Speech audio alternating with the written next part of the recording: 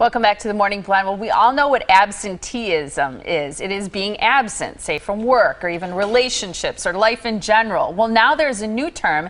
It's called presenteeism, and it's a feeling of just sort of not being with it, not feeling with it, especially mentally on the job. So today, what causes it, some common causes, and how to fix the problem. And Dr. Madan Kandula is a board-certified ear, nose, and throat surgeon with ADVENT, and he's here with more on this condition. And I have a feeling that this is going to hit home with a lot of people. Why this is a new term for a lot of us, though? Is this something new that's coming up? Well, it's a new term for something that we've sort of recognized for a long time. But sometimes terms like this kind of, hammer it home and say, well, for us, it's been like, oh yeah, that is what we've been dealing with, because we deal with it, from a physician standpoint, day in, day out. We see and help, thousands of people who are dealing with these issues, and a lot of folks deal with this stuff in silence, and they are good troopers, and they show up to work and they do, try to do your best, and you're not doing your best. If you're not, a lot of the stuff we deal with, if you're not breathing right, if you've got allergies that are killing you, if you haven't had a good night's sleep in forever,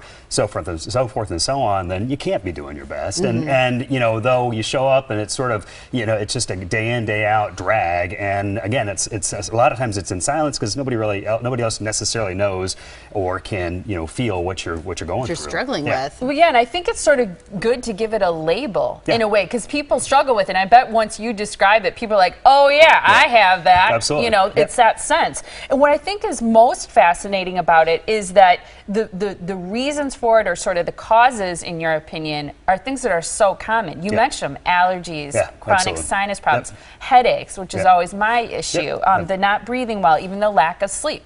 These things are affecting our ability to do our jobs and to probably feel good about what we're doing at work. Absolutely. Yeah, and it does. And a lot of times, even the person that it's happening to doesn't necessarily know that it's hindering them. But if anybody's gone to work with a cold, or those sorts of things, or maybe stayed up too late and went to work the next day, and you're just kind of dragging, you go through the motions, and it's not helpful. What we've been doing actually as a practice is we actually started partnering with some employers and saying, hey, let's look into these issues. And we've actually gone to workplaces and have sort of mini consults with patients and talk about the things that we deal with and that we can help with. And the good thing with the things that we deal with is we can help, we can keep folks up and running, get you back to work, the next day for a lot of our procedures and things like that. So it's a nice fit, and it's a perfect fit for what we do. Now, we've talked about it. We've been telling everybody we're going to make it better. So what do we do then to make it better? Because as you said, the causes can be various. They're different for everyone. So there are, for the issues that we deal with as a practice, allergies, chronic sinus issues, lack of breathing through the nose, that'd be the number one issue.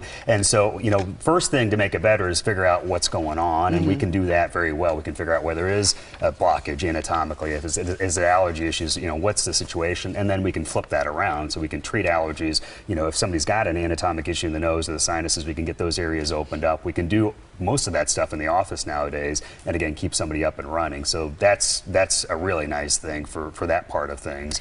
Does it ever scare people when they meet you, or they think about seeing you, because you're a surgeon? So I think a lot of times people think, if I go to a surgeon, he's going to do surgery on me. That's not always the best course of action. No, it's not. And I do plenty of surgery, but we've got an allergist on staff, and so for folks who've got nose and sinus issues, it isn't, and I've said this before, it isn't one size fits all. It's if there's an issue that we can come after, we're going to let you know about it, and you're going to know about, that we can go this way or that way. If there's an issue that we can treat in a medical fashion, then you're going to know about that too. And so, to each their own. So if somebody wants to get better, that's sort of step one. Step two is getting in to figure out what your options are. Step three is, on us to get them better. So, right, and that's the converse to that. For somebody who does deal with sinus issues, I can say going to a surgeon makes me feel better, because I think he's going to tell me if I need surgery, and we're going to do it. I'm going to be better for it. So that's fantastic. So again, we want to make sure everybody knows how to get a hold of you as well. And you have the office on Mayfair Road in Tosa,